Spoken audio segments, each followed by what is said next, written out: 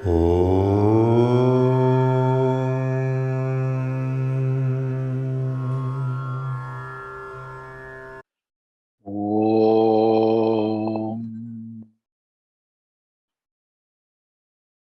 Gurur Brahma Gurur Vishnu Gurur Devo Maheshwaraha Guru Sakshat Param Brahma Tasmai Shri Gurave Namaha. Om Sadashiva Samarambham Shankaracharya Madhyamam Asmadacharya Paryandam Vande Guru Paramparam. Om.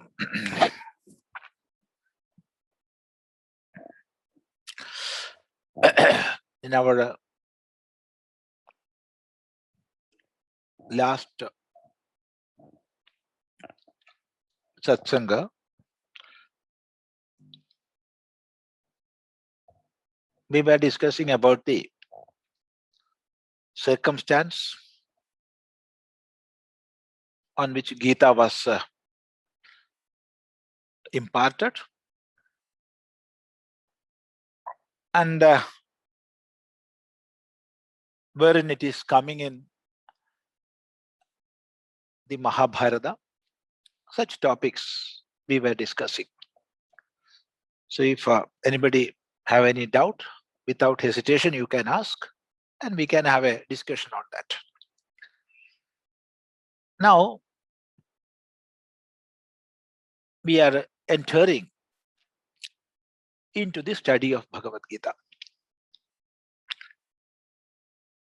As has been said in our last sitting, the first chapter of the Gita, Bhagavad Gita, is the 25th chapter of the Bhishma Parva.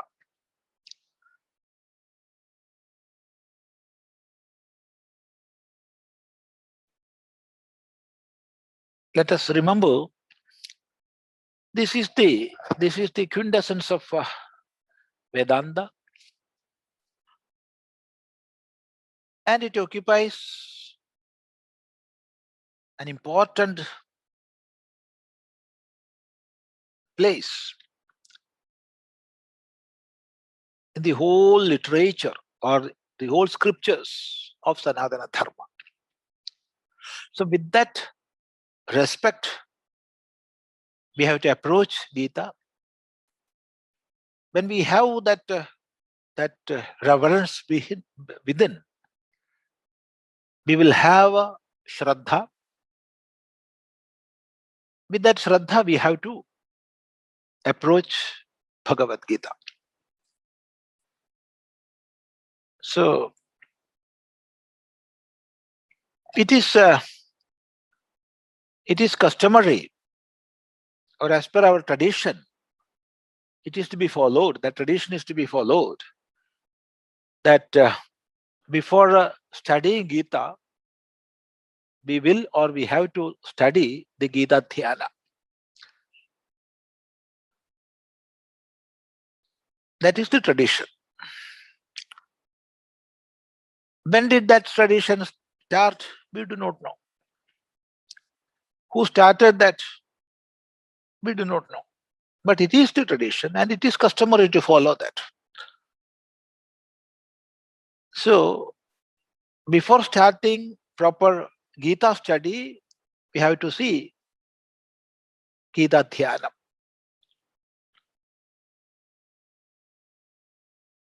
Then comes a question, why, for what, and what is Gita Dhyana? All these questions would come. The reply is, see, before starting any work, before starting any yajna or any sacrifice, any yajna, before starting any studies, before starting any activity, let they be purely mundane or Vedic. Before that, we will or we must do dhyana.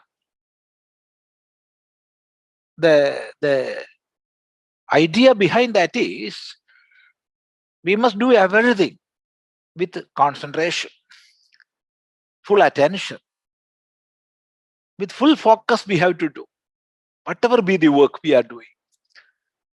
The first requisite is fullest attention. So, dhyana is there before every activities. Because dhyana is this. It is the fullest concentration. It is the fullest attention. It is attaining fullest focus on a particular thing, on a particular object. That is dhyana. So with that dhyana we have to do. With that dhyana we have to learn. So before studying this Gita, there also dhyana is prescribed. So we are following that. Then what is Gita Dhyana? Gita Dhyana is a piece of stotra, or it is an invocation like consisting of 9 shlokas. It is just like an invocation. It consists of 9 shlokas. There are 9 shlokas in that dhyana. And then comes the question, who wrote this Gita Dhyana? The answer is, I don't know. I don't know who wrote this. There is a shloka whereby we are praising Bhagavan Vedavyasa. The very second shloka of the Gita Dhyana is praising Vedavyasa. And therefore, we can conclude this is not written by Vedavyasa. This Gita Dhyana is written by somebody else, not by Vedavyasa. Then, see, how many commentaries are there for Gita? Many thousands of commentaries are there. In the form of Bhashya, in the form of Vyakhya, in the form of Tika, in the form of Tippani, in Samskrita, and in almost all languages of Bharata, and many languages of the world. Gita is translated. So many translations, so many commentaries, so many studies and explanations are there. Among them, the first commentary, first exhaustive commentary that we got is the one written by Bhagavan Bhashyakara Shankaracharya. Of course, there were commentaries before Shankara Bhashya. That is evident from the Bhashya itself. Because in the Bhashya, Bhagavan Bhashyakara says there are many commentaries written by many scholars. But there are many discrepancies in those commentaries. Many mismatches are there. And therefore, I am writing a new commentary. So says Bhagavan Bhashyakara himself. So, even before Bhagavan Bhashyakara, there were many commentaries. But the first we have, that is the commentary written by Bhagavan Bhashyakara, Shankaracharya.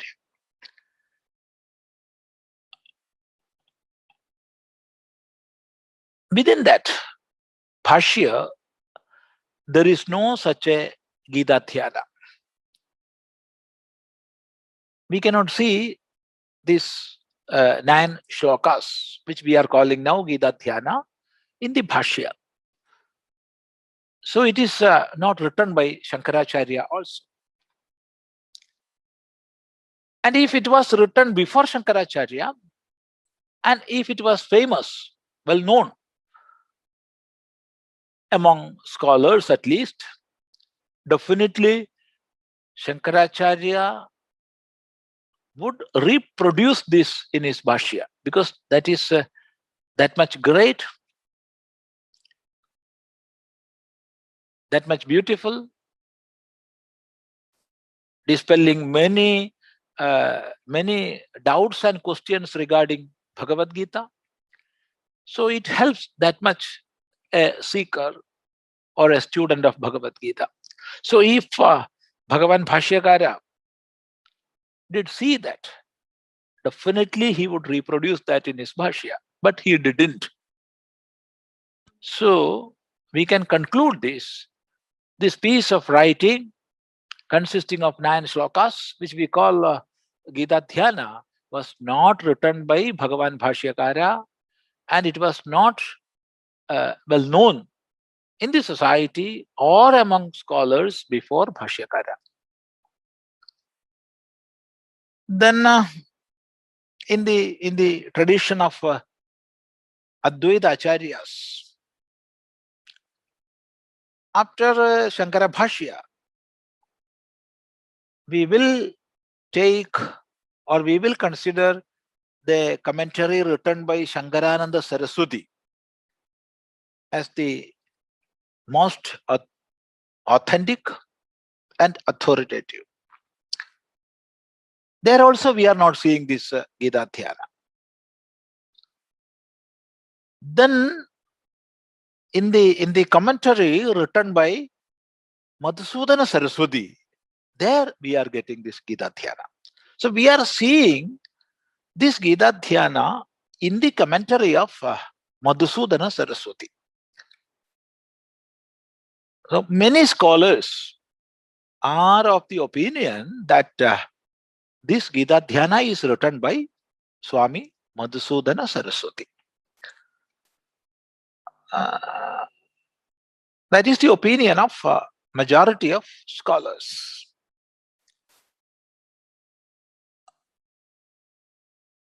Let us drop that topic. These are all opinions.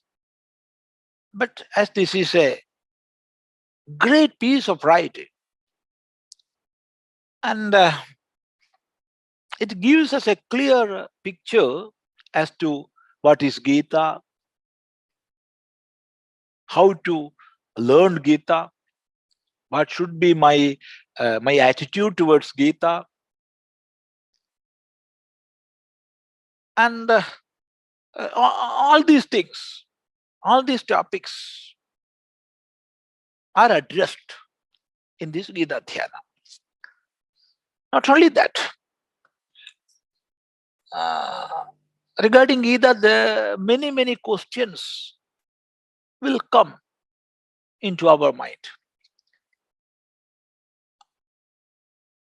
When we think about Gita, the circumstance in which Gita was imparted,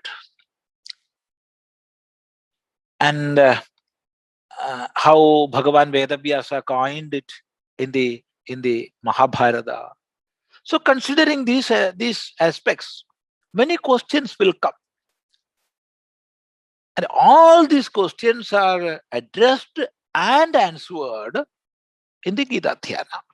So, for a student of Bhagavad Gita, the study of Gita Dhyana is much beneficial. So, we can enter into that, and after that, we can go to Bhagavad Gita.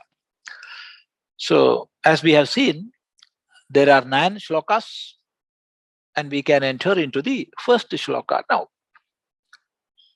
See,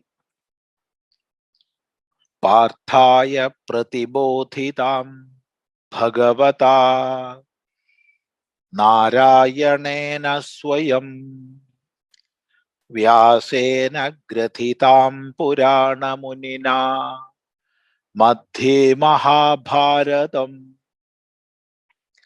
अद्वैतामृतवर्षिणीं Bhagwati अष्टादशाध्यायिनी अम्बः त्वामनुसन्दधामि भगवद्गीते भवद्वेषिणे. This is the first shloka of Gita Dhyana.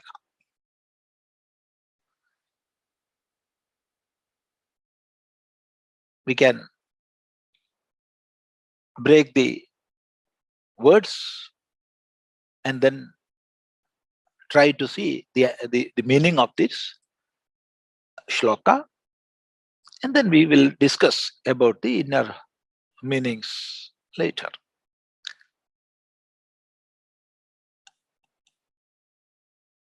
Parthaya pratibodhitam bhagavata नारायणेन स्वयं व्यासेन ग्रथितां पुराणमुनिना मध्ये महाभारतम् अद्वैतामृतवर्षिणीं भगवतीम् अष्टादशाध्यायिनीम् अम्बः त्वाम् अनुसन्दधामि भगवद्गीते भवद्वेषिणीम्. These are the breakings. See, पार्थाय प्रतिबोधितां भगवता नारायणेन स्वयं व्यासेन ग्रथितां पुराणमुनिना मध्ये महाभारतम् अद्वैतामृतवर्षिणीं भगवतीम् अष्टादशाध्यायिनीम् अम्ब त्वाम् अनुसन्दधामि भगवद्गीते भवद्वेषिणीम्. This is the shloka. So what's the meaning? Here we are addressing Bhagavad Gita. Again, Amba. So we are calling by two names. This shloka we are addressing Bhagavad Gita using two names. O Amba, O Bhagavad Gita.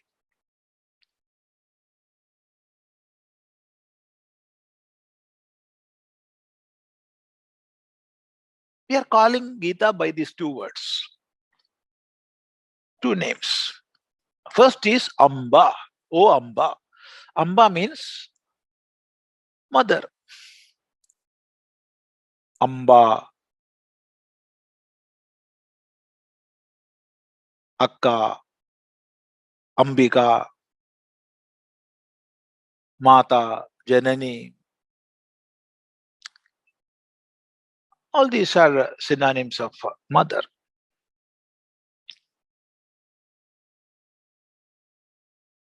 The mother came from Matru. Matru, mother. Hey Amba, oh mother. See, this is how we are addressing Bhagavad Gita. Oh mother, this is not a piece of book. Gita is not a piece of writing. It is not a book written by Bhagavan Vedavyasa consisting of 700 shlokas. No, it is the embodiment of mother. She is our mother. Gita is our mother.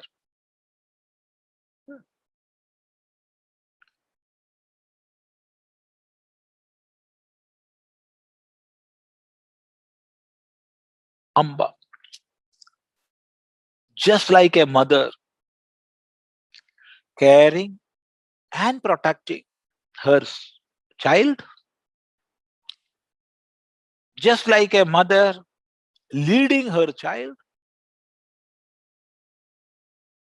Bhagavad Gita will lead us. There is no doubt in that. Just like a mother, Gita is loving us, Gita is caring us, Gita is leading us, Gita is protecting us. There is no doubt in that. It is the experience of many,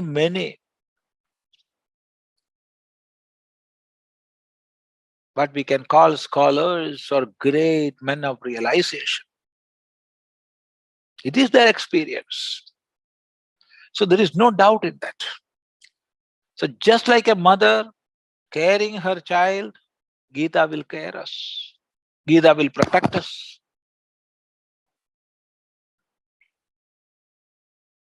Gita is nurturing us. So we are calling Gita, oh Amba, oh mother. Bhagavad Gita, oh Bhagavad Gita. What is Bhagavad Gita? The meaning of Bhagavad Gita is Bhagavata Giyate iti Bhagavad Gita. Bhagavata by Bhagavan. Giyate, sung by. The meaning of Giyate is being sung. Is being sung. That is the meaning of Giyate. Now when we join these two, the meaning will be that which was sung by the Bhagavan. That is Bhagavad Gita. See, songs, they spontaneously come from within.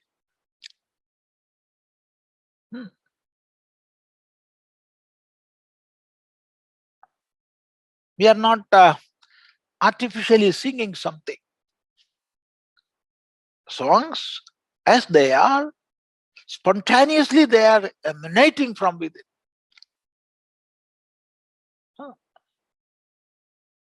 In the same way, the Bhagavad Gita is spontaneously manifested from Bhagavan. Ya swayam patmanabhasya mugha patmad vinisruta. So says the Gita Mahatmya. This Gita Mahatmya is a part of Varaha Puranam. And there it is said, Gita Sugita Kartavya Kimanye Shastra Vistaraihi Ya Swayam Patmanabhasya Mugha Patmad Vinisruta. The meaning is, oh people, please hear this. You hear this. Gita Sugita Kartavya. You chant Bhagavad Gita with all respect and love. With all Shraddha. You chant Bhagavad Gita. This is your duty. Kimanye Shastra Vistaraihi. What is the use of many other Shastras? There are innumerable Shastras. But for what? When Gita is here. Kimanye Shastra Vistaraihi. Why? Ya Swayam Patmanabhasya Mukha Patmad Vinisruta. This Gita, it spontaneously came out or manifested from the lotus face of Bhagavan Padmanabha. Padmanabha is Mahavishnu. So from the lotus face of Mahavishnu, this Gita spontaneously it manifested.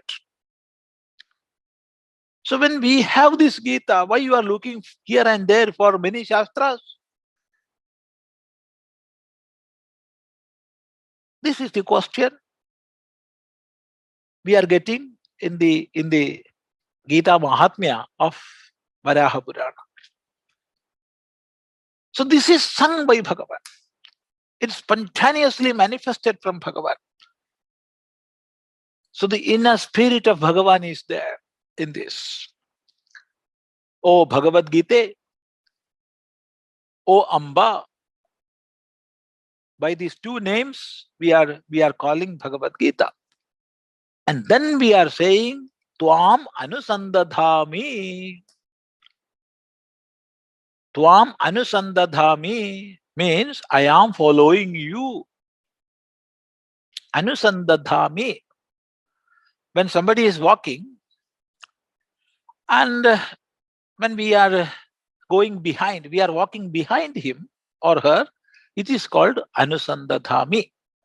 I am following you.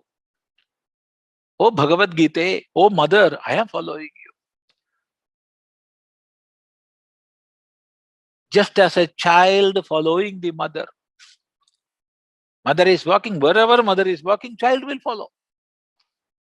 That is quite natural. Just like that, O mother Bhagavad Gita, I am following you. What is the meaning of I am following you? Not that I am studying. Of course, I am studying, that is our meaning. But that alone will not mean as following. I am studying as much as I can. And I am making the teachings as much practical as I can in this life.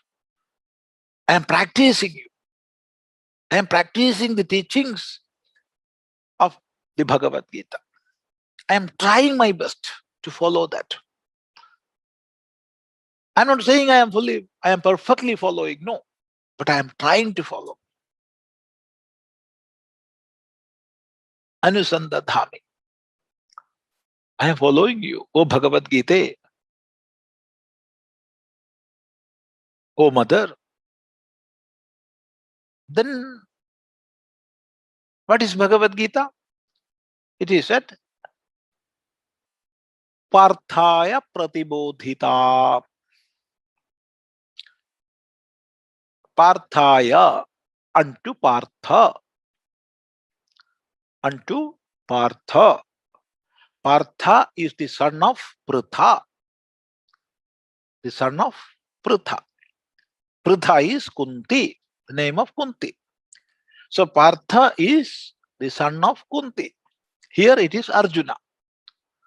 Here it is Arjuna. So Parthaya, unto Partha, Pratibodhitam. Pratibodhita means what has been taught. What has been taught. So what has been taught to Arjuna? That is Bhagavad Gita. Then comes a question, who taught Arjuna? Yes, of course, Arjuna is the disciple, that I understood. But who is the teacher? Who was the teacher? Bhagavata. Bhagavata means by Bhagavan. The meaning of Bhagavata is by Bhagavan. So what has been taught to Arjuna by Bhagavan? That is Bhagavad Gita. Who is Bhagavan?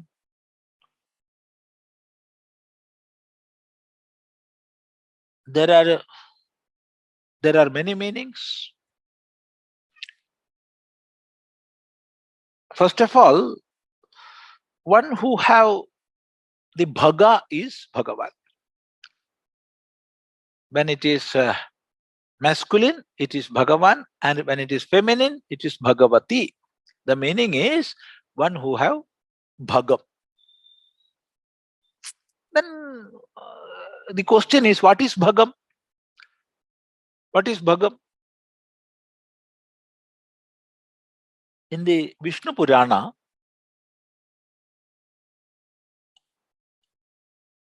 the answer is there. What is Bhagam? Vishnu Purana says, Aishwaryasya samagrasya dharmasya yashasah shriyah jnana vairagyayoschaiva shannam bhaga itirita.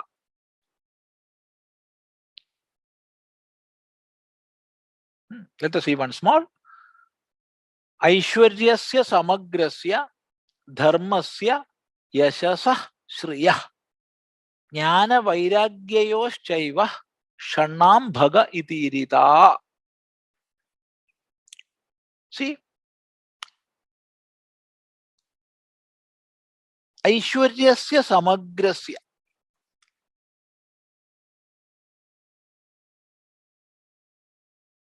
Samagram means all round. Aishwaryam is prosperity,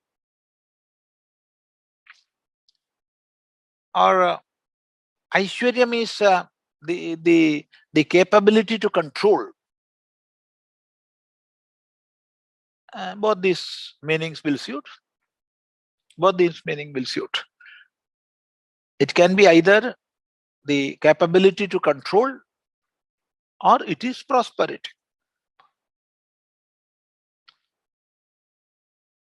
And it is samagram also. That means all round. Aishwaryasya samagrasya dharmasya. Dharma. There also we have to add this samagram. Samagrasya dharmasya. That is dharma. Dharma we cannot translate into any other language. So I am not going to translate the Shabda dharma into English. It's impossible to translate. We can say it is the system of values. We can say it is the order which is holding everything together. We can say it is the rule governing all manifestations in this universal phenomena. We can say it is the sum total of all our duties and responsibilities. So many meanings are there. There is no one word translation for dharma. So for a practical purpose, we will use dharma as it is, dharma. So all round dharma, yashasaha. Yashas is fame. All round fame in our life. Shriyaha. Shri is blissful wealth. Money and wealth will not make Shri. Of course, we must have money, we must have wealth. That is another aspect. But they alone will not make Shri. When that money or wealth is blissful, that is Shri. Then Jnanam. Jnanam is knowledge or wisdom. It can either be knowledge or wisdom. Then Vairagya. Vairagya is detachment or dispassion. Dispassion or detachment. So all these six together is called Bhagam. See, take the case of human beings, normal human beings. We may have one or two qualities within us. When we have one quality, we will be lacking in the other quality. If there is knowledge, there will be no wealth. If wealth and money is there, there will be no knowledge. And if there is knowledge, we won't have a detachment. If detachment we have, then the dharma will not be there. If dharma is there, ability to control will not be there. Always that is the case we are seeing in the world. But when all these six qualities are in abundant quality, abundant quantum, at one place. If we are seeing so, then it is called Bhagam. That is the meaning of Bhagam. And one who have that, he is called Bhagavan. She is called Bhagavati. So Bhagavata by Bhagavan. That is the first and the most important meaning of Bhagavan.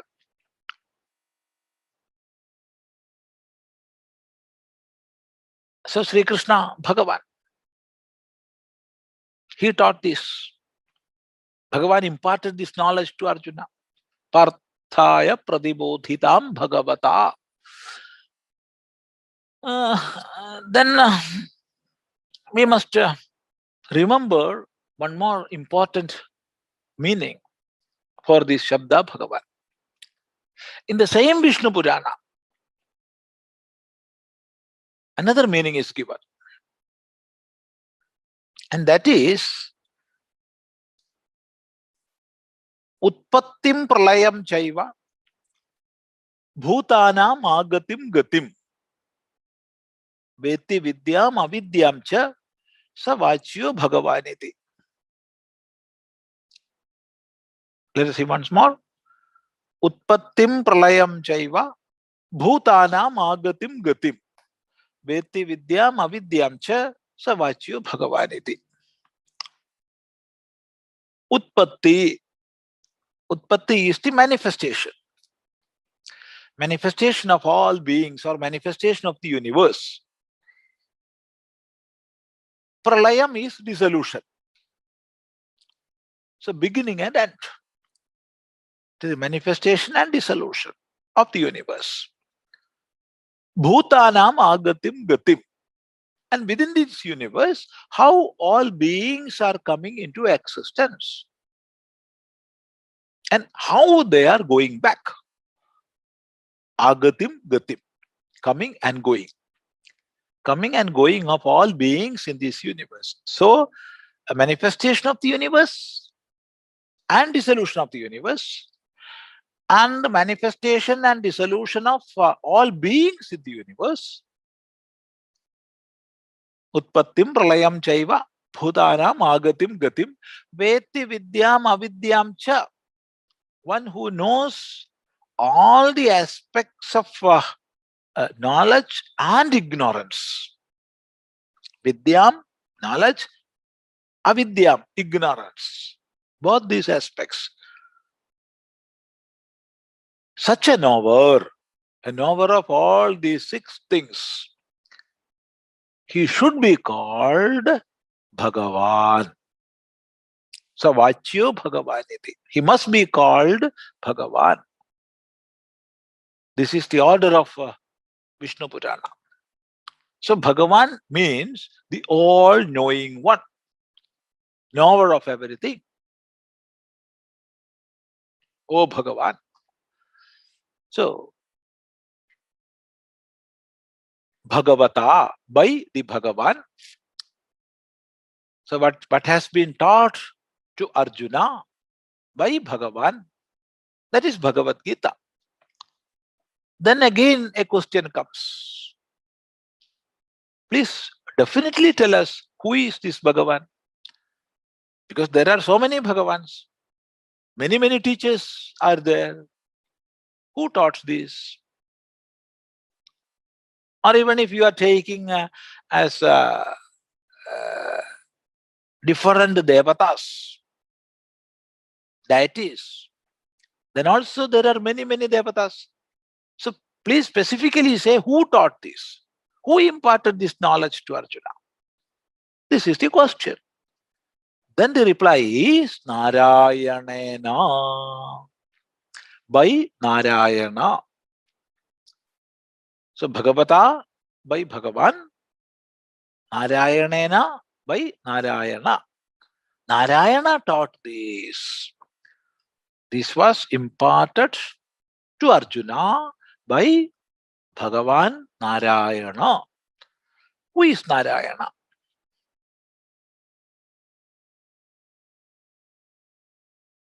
Naram ayanam yasya sa Narayana. Whose ayanam is Naram, he is called Narayana. Then what is Naram and what is ayanam? Naram, meaning of Naram is Naranam Samuhaha. The all the collectivity or the collection of all human beings, all Naras together is called Naram, the society of human beings, the collective of human beings, or all human beings in this universe put together make Naram. So one who is residing within the Naram is called Narayana. One who is residing within the Naram, that is in all human beings, is called Narayana. Or unto whom all human beings are going and entering. Let me repeat once more. Unto whom all human beings are going and entering. What is that ultimate goal to which all human beings are moving? What is that? That is Narayana. Naram Ayanam.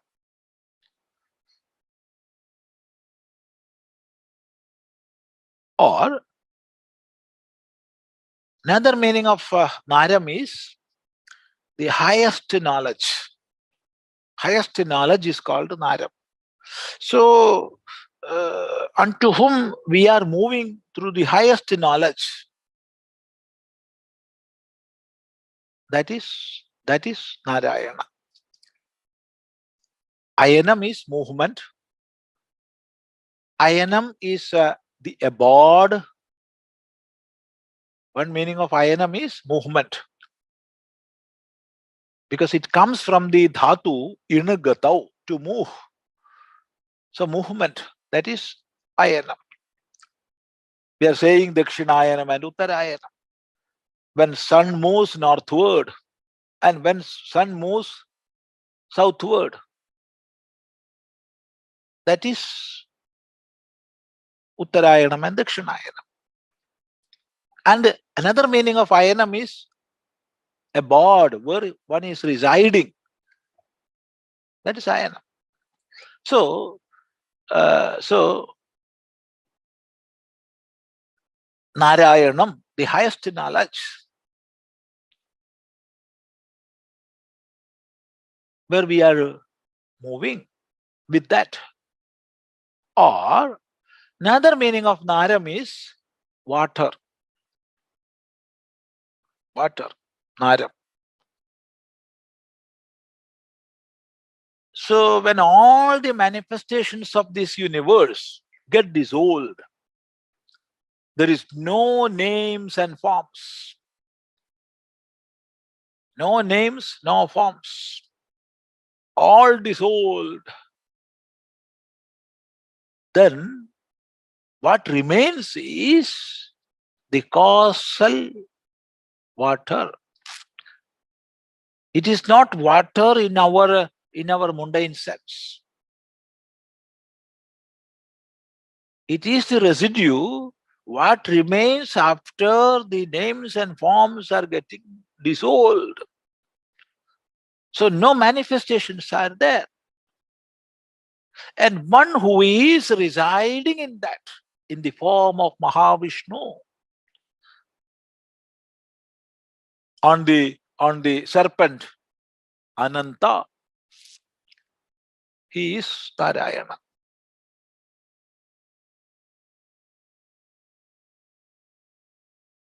So Narayanena, Bhagavata Narayanena, by Bhagavan Narayana. So that which has been taught to Arjuna by Bhagavan Narayana,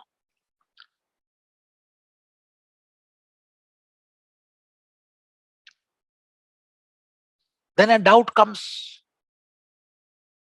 Did this piece of teaching was imparted by Narayana himself, or was it reported by somebody else? This is a doubt.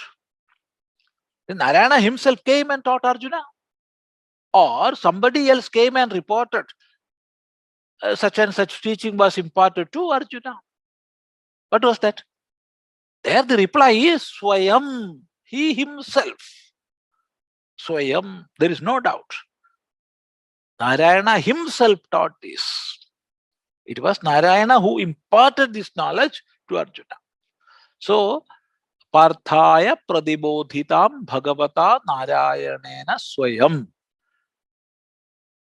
Then what follows is Vyasena Grathidam Purana Munina Madhye Mahabharatam and all that we will discuss in our next sitting. So this much we must remember, and in our next satsanga we can continue. So before that, if you have any doubt to ask, without hesitation you can ask. If I know, I will reply. Namaste. Namaste, Swamiji. There is a question from Nandita ji, so please unmute yourself. Hariom Swamiji. Namaste. I'm Dr. Hema, but the iPad, it shows Nandita, my daughter's name. No problem. Okay, Swamiji, in the last class you told that the Bhagavad Gita, Vyakhyanam and all started from the 10th day of the war, Kurukshetra war, after Bhishma fell down. Then although Sanjaya had the privilege to report from the first day itself, was there a purpose, like why 10th day after the fall, recap a little bit and start the whole thing? that's yeah. From the 10th day. First time I heard that it started, the narration started from the 10th day. It happened so. Why it happened so, we do not know. It happened so. See, Sanjaya got this divine power, that special ability to see all around. That is Divya Netram he got as a boon from Vedavyasa. And the contract was entered into between Dhritarashtra and Sanjaya. And it was the duty of Sanjaya to give a narration or running commentary. But on the 10th day, Sanjaya all on a sudden came to Dhritarashtra and reported the falling of Bhishma, because it was a shock. Not only to Sanjaya, but to all those all of them who were assembled there. Because Bhishma Pitamaha fell down. He was defeated. This was something unexpected by all. So with that shock, he came running and reported. Why he didn't report before? Maybe Sanjaya is a man of that much intelligence. So he was hesitant to report all the happenings in the war field,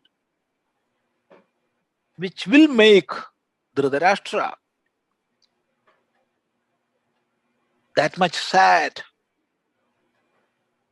Because Sanjaya, as an impartial man, he knew what is to happen. So it may be because of that he avoided. Or, seeing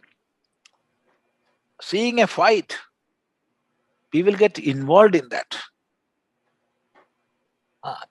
As long as we are not a party and pain will not come, we will enjoy that. That also is there. So Sanjaya might have enjoyed that. It was a party. He saw that. But seeing the downfall of Bhishma, then Sanjaya came running. And there also we must understand the style of narration of Mahabharata. The Mahabharata, see, one instant or one incident will be narrated. Say, with a 100 verses, 100 shlokas, one incident is narrated. Then again, somebody will come and ask the same thing. And then we will get some more detailed narration. Again, the same thing will be narrated in a 1,000 shlokas. This style of writing is there in Mahabharata. So, here itself, 2 times Dhritarashtra asked the same question in the Bhishma Parva or in the Bhagavad Gita Upaparva. The same question was asked by Dhritarashtra 2 times. Oh Sanjaya, you explain what happened there. So Sanjaya explained, then he explained a little bit more. So that is the style of presentation of Mahabharata. So why it was so, we do not know. We do not know. However, this was presented on the 10th day, and this piece of teaching happened on the 1st day. Namaste. Namaste, Swamiji. There is another question like different Vyakhya, Tika, and other aspects Bhashya. of Bhashya. Probably you might have explained that the subtle difference between these 3, number 1. And another question following to that, if you look at the classical Vyakhyas or Bhagavad Gitas, a lot of Adi Shankaracharya and Madhvacharya, and why the standing out Vyakhya of Abhinavagupta, who was a classical Shaivit of Kashmir Shaivism. He is the only one who might have put of the Shaivis tradition, Bhagavad Gita, as a Vyakhya. Is there anything noticeably to be spoken about? See, the first reply is, what is the difference between Bhashya, Vyakhya, Tika, Tippani, and all this? We are using the word commentary in English. Commentary is commentary. But in Sanskrita, there are much differences between these. See, first of all, let us see what is a Vyakhya or Vyakhyanam. When we are explaining a piece of writing as a Vyakhyanam, then the first thing we have to do is break the words. If it is prose, or if it is poetry, or if it is a song, these are the 3 types of presentations. And of course, there is one more, that is sutra. So 4 types of presentations are there. One is prose, the other poem, then sutra, then song.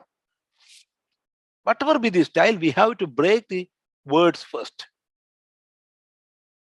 Then we have to tell what is the meaning of this word, or what are the meanings of these words. Second, that is the explaining of meaning. And third aspect is we have to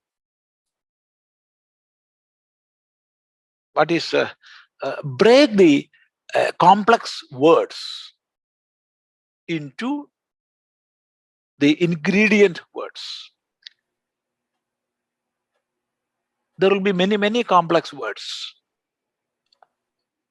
For example, if we are looking into the first shloka of Bhagavad Gita, there is Dharma Kshetre, Kurukshetre. So, when we break Dharma Kshetre, Kurukshetre, Samavetaha, Yuyutsavaha, Dharma Kshetre, meaning is in the field of Dharma. Kurukshetre, in the field of Karma, or Kurukshetra. Samavetaha, those assembled. This is Padacheda, Padarthokti, breaking the words and then ascribing the meanings. Then Vigraha. Vigraha means compound words we have to break, like Dharma Kshetra, Dharmasya Kshetram, Dharma Kshetram, field of Dharma. That is how we took the meaning. Then Vakya Yojana. After breaking each and every word and the compound words, we have to arrange in such a way as we like. There is no rule that everybody must arrange these words in the same pattern. No. As we like, we can arrange. But it must be as per the rules of Bhasha. We cannot violate the rules of the Bhasha. So arrange. Then we will get a meaning for that piece of writing. And there will be difference of opinion among other scholars. This is wrong. This is not the meaning. What you are saying is wrong. So such criticisms we have to foresee. That will come. And in our book, in our writing, in our teaching, we must give a reply. Even though nobody came and nobody put forth any allegation, even then we have to foresee such allegations and we have to reply that. If these 5 aspects are there, then it is called a Vyakhyanam. Padachedo Padarthokti Vigraho Vakya Yojana Akshepasya Samadhanam Vyakhyanam Panchalakshanam. This is Vyakhyanam. Then what is Bhashyam? Invariably, Bhashyam is a Vyakhyanam. But it is Vyakhyanam plus something. So in a Bhashyam, there must be Vyakhyanam. All these 5 must be there. But there must be something more. And what is that more? It is one's own theory or one's own view or one's own vision. See, when Bhagavan Bhashyakara Shankaracharya wrote Bhashya of Bhagavad Gita, he took words after words, sentence after sentence, and he explained all the meanings. He analyzed the pros and cons. Everything he did. But along with that, he added his own vision. And that is the vision of Advaita. Whereas when Ramanujacharya wrote commentary on the same Bhagavad Gita, the vision he had was not Advaita. Shloka is same, meaning is same, but the vision he had, it was Vishishtadvaita. So it is the attitude or it is the vision. When our philosophy is added to a Vyakhyanam, or a Vyakhyanam is used to present our theory or a concept or idea, then it is called Bhashyam.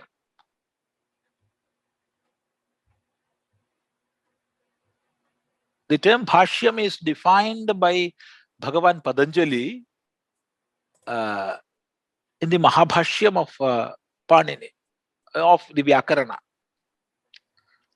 And that is Sutrartho Varnyate Yatra Padaihi Sutranusaribhi Supadani cha Vachyande Bhashyam Bhashya Vido Vidu. When we are explaining a sutra, making use of sentences which are suitable to explain that sutra, and along with that, if we are adding our own views, so padani cha vachyante, then it is called a bhashya. So this is the basic difference between bhashya and vyakhya. Then what is tika? See, in a text or in the bhashya of that text or in the commentary of that vyakhyanam of that text, there will be many inner meanings which are to be highlighted.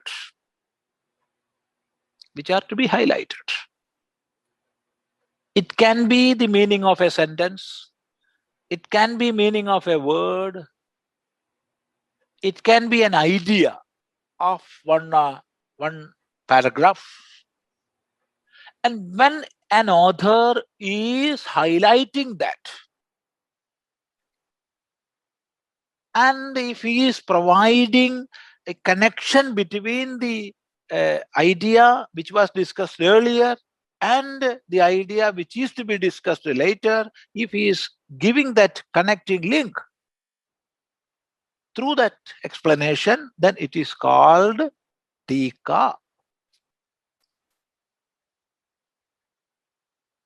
And tippani is simple, that is footnote. Tippani is more like a footnote. That is taking some glossary, some technical terms which are to be explained, and the meaning, giving the meaning of such words is called tippani. So this is the basic concept we must have regarding bhashyam, vyakhyanam, tika, and tippani. And your next question that we can take in our next satsanga. I think it is all right. Thank you, sir. Namaste. Namaste. Om Sarve Bhavantu Sukhinah Sarve Santu Niramayah Sarve Bhadrani Pashyantu Ma Kaschid Dukkha Bhag Bhaved. Om Shanti Shanti Shanti. Om Gurur Brahma Gurur Vishnu Gurur Devo Maheshwarah Guru Sakshat Param Brahma Tasmai Shri Gurave